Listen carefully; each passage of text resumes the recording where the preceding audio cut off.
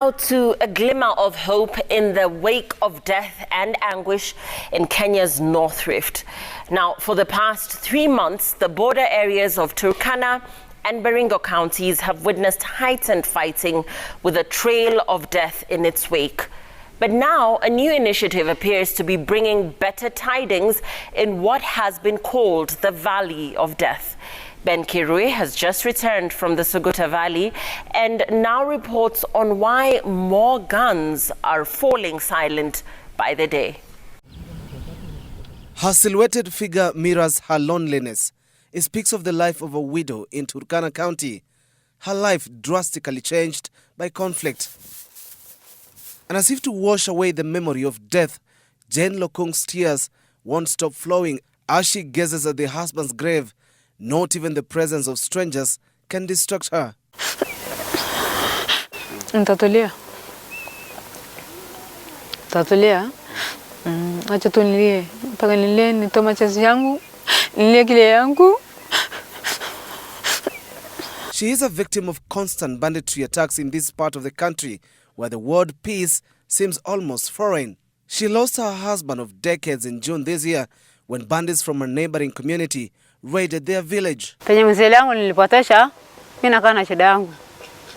Mungu peke yake ndiye anajua shida yangu. Kama serikali inaweza kunisaidia, sawa. Kama hakuna, nakaa na maisha yangu ngumu sana. Alikuwa mwezi wa 6, tarehe 20.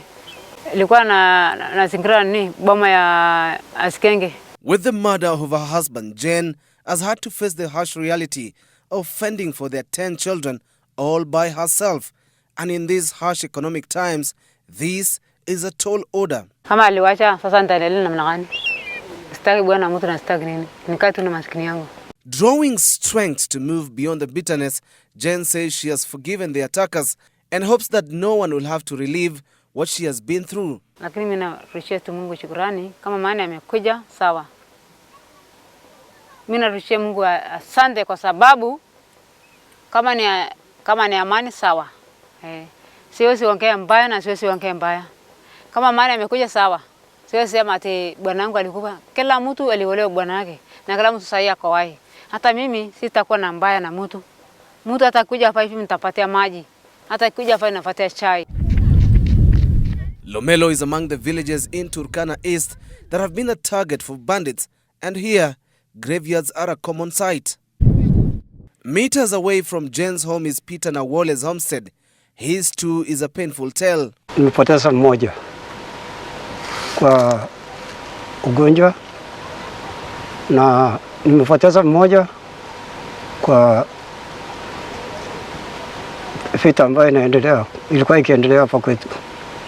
Alikuwa ni msomi, alimaliza form 4 2019. Na alipoteza maisha akiwa barabarani kwa gari askari na pia askari wengine ambao walikuwa pamoja naye kwa hiyo gari. Safari Ekai Nangole, his firstborn son, and his only hope, was killed in 2020 when suspected bandits waylaid a group of residents who were heading to Kapedo at the Kasarani area, where a massacre of at least 22 police officers and 3 civilians was witnessed in November 2014. His son was only 20 years of age.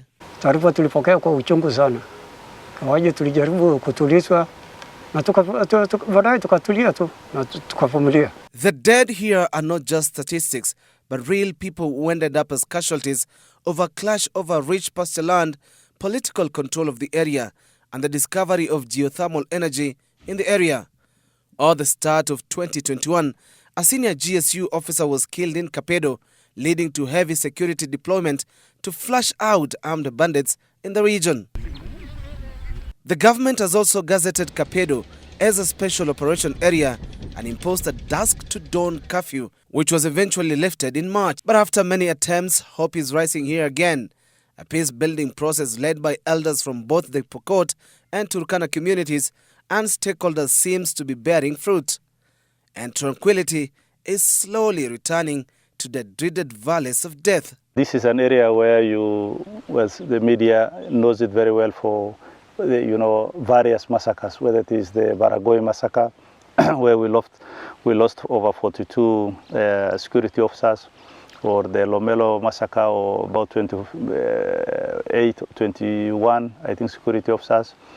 Nadome massacre, where we lost, huge civilian population. So this is an area where you will just hear massacre after massacre, and it is not about something that was coming to an end. Hii njia ni hatari sana.